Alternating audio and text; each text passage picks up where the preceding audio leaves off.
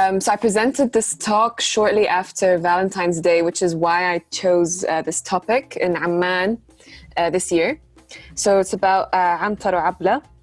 So in the spirit of Valentine's Day at the time, the Valentine's Day is known to be an invention of the European Middle Ages, but I wanted to talk about one of the more famed love stories in the Arab region, invoked by lovers across Saudi Arabia, actually.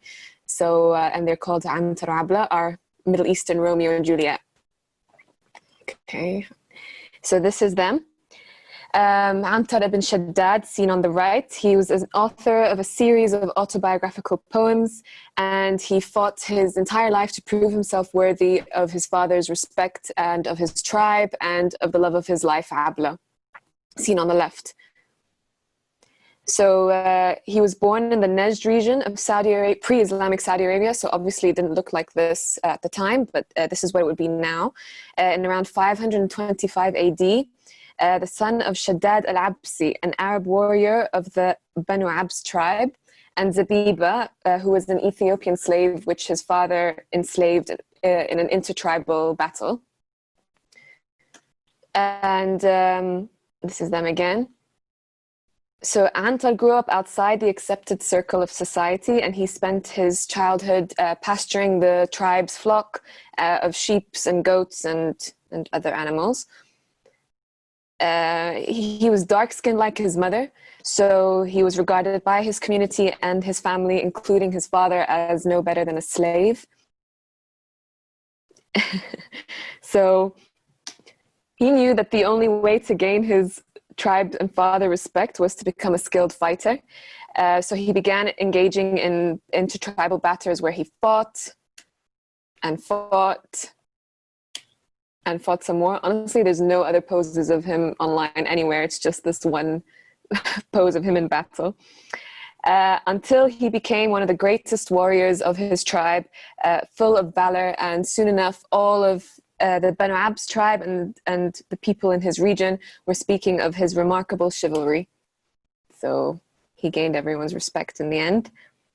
And his skill in poetry, recounting his chivalrous values, courage, and heroism, garnered him attention as an accomplished poet too, as well as a warrior. This is really weird if no one's laughing. This looks so lame. So an example of his poetry is, I am deaf. I have felled many a foe. Their chests died in rivers of red jarial, their bodies unburied on the open plain, their limbs torn to shreds by dusky wolves, aortas pierced by the pliant spear, gripped tight as I closed in. So he was now established. He's a warrior and a war poet until Abla comes along, his highborn cousin and the fairest of all the tribes. So of course he immediately falls in love with this fair and lovely lady. And he approaches his uncle to ask for his daughter's hand, but his dark complexion and his non-Arab lineage caused his uncle to refuse, and as he still viewed him as no better than a slave of non-pure blood, no matter what his stature was in battle or in poetry. It is said that her uncle even asked for an impossible dowry to decapitate 1,000 camels from a rival. I think that was, no, sorry. It was to get 1,000 camels of a really rare breed. It's called the Asafir breed. And he managed to do so, but this is where the story becomes a bit unclear. Some sources say that Antar achieved his dream of marrying Abla and consequently wrote this poem. My heart is at rest. It is recovered from its intoxication.